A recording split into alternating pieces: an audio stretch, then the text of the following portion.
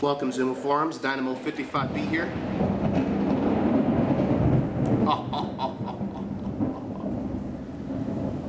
Today's video is going to be on setting the valve clearance.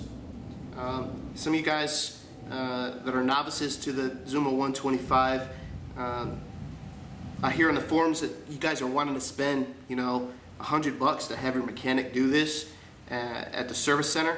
Guys, everything about the Zuma 125 is easy. You just have to download the service book, do a little bit of reading, and follow instructions. Okay, you really can't mess anything up unless you strip something or you don't tighten it down right.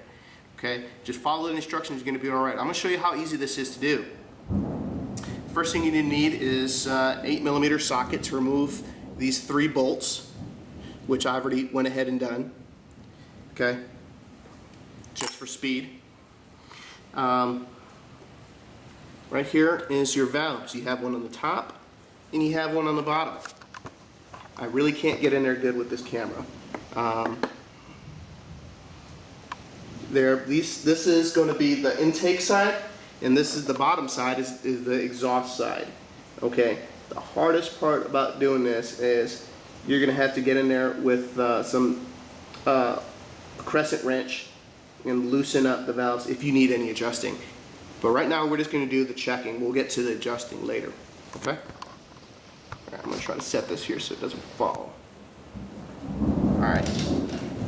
It looks like you guys can see that. Okay. Now, we're looking at, in the service book, we're looking at page 3-9 and 3-10. Okay, that's adjusting the valve clearance. First thing you want to do is you want to have it at top dead center. So what I'm going to go ahead and do is I went ahead and pulled the cover to my flywheel, and I'm going to turn it by hand until the marks on the flywheel, which I'll show you in a moment, show top dead center. Okay? And you're going to see what's going to do, what the valves are going to do as I turn the wheel, and why this is important.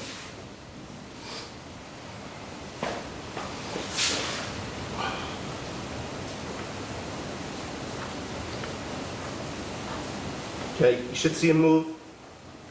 Okay, I passed it, and then there's an arrow on the case that you used to index. And here I am. I am right on the line. So now the piston is all the way in its most forward position. Guys, that is essential that you do that. It's also essential that you start off with a dead cold engine that you haven't started at all. Preferably, the best time to do this is in the morning. Okay, so I got that. Engine is at top dead center.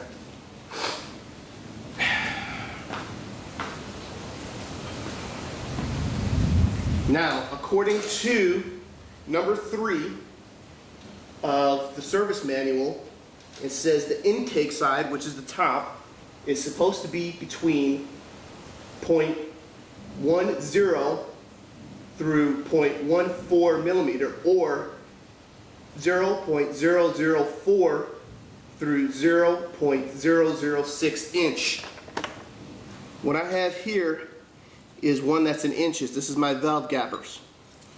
They're not necessarily gappers, but it's a measuring tool for that. Okay, I'm going to use the 0.006. Okay, it helps if you bend it a little bit. Let's discuss the anatomy of what we're looking at here. First we have is the adjustment screws, the lock nut, and the lifter arms for the valves. Behind that we actually have the valve springs and the valves. Okay? What you're looking for is the space between the adjuster and then the actual valve, which sits way back and behind here. Okay, you want to find a gap, and those gaps are what are indicated in the manual. Again, for the intake side, they're going to be between 0.004 and 0.006 inches, since I'm using an inch feeler gauge. Okay? Guys, this is easy. I'm going to take the 0.006 feeler gauge and stick it in the best way I can so you guys can see what I'm doing. Okay. You just want to stick it in there. Again, this is really hard to shoot, guys, so just bear with me.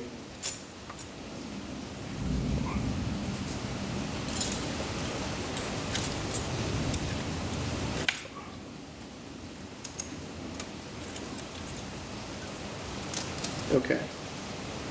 Right.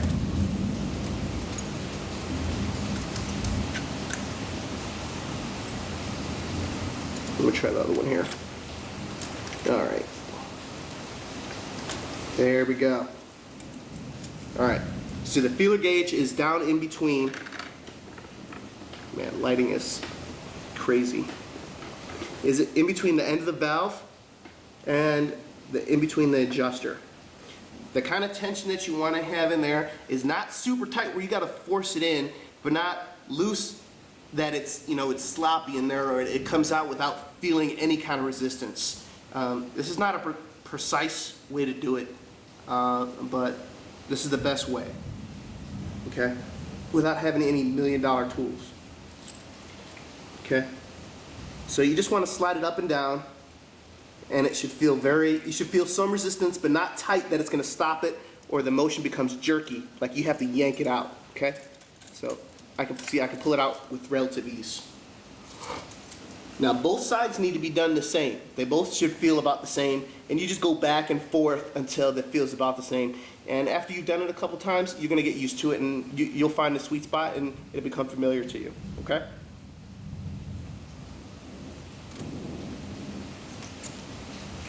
Checking both sides is the same. Okay, now let's say it's super tight or it's really loose in there. Okay, let's say it's real sloppy in there. All right, to adjust this thing, you're gonna need an 8mm wrench and a pair of needle nose pliers, unless you spent the extra dough on the actual OEM tool as described on page 310. Now I'm only going to simulate here because I just got done adjusting this while I was putting my new valve covers on, just checking. Actually, I didn't have to adjust anything from when I put the new head in.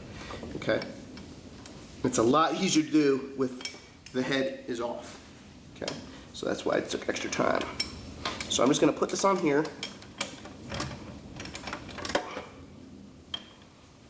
And get in here so you guys can see is pain. Okay. So you'd want to put it on here and then go ahead, oh, don't fall. You want to get here and then loosen it, okay? You can do it. There's not a whole lot of room. You're going to have to do like little 1/8 turns like this. Just get in here and loosen it, all right? The next thing you want to do is you want to adjust this by turning that. So it works like this. Basically, you put it on the locking nut. When it's loose, you will be able to turn the adjuster, okay? When you get it in place, measure, okay? And when you find the tightness that you want, set it loose. What? Yes, go ahead and set it loose. I'll explain why.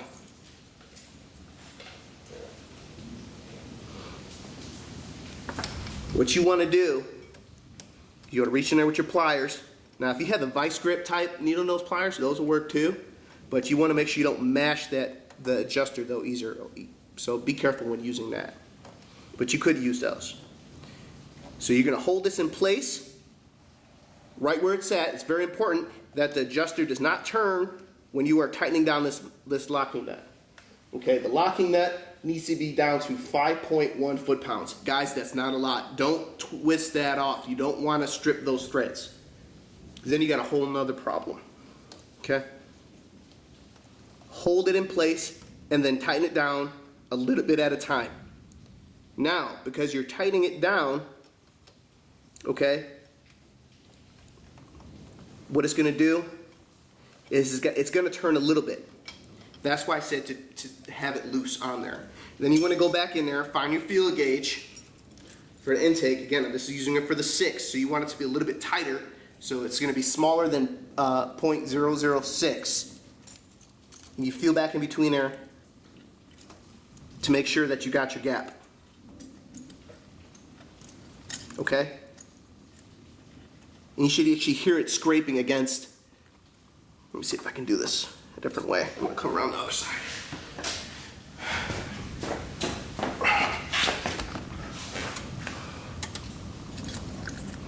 All right.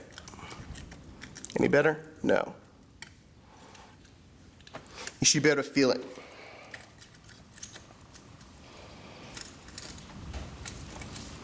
I'm gonna try it like that. Pop around.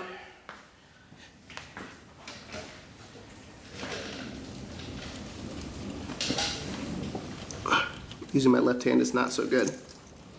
Okay. So you want that kind of thickness in there. I wish I had the longer ones, but I don't.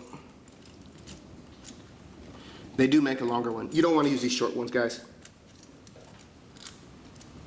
Okay? So there you go.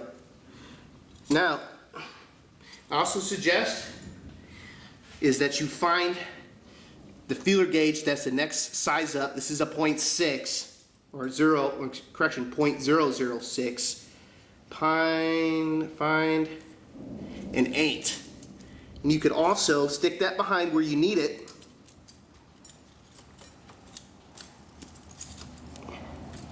Insert it in the slot and then tighten it down on the 8.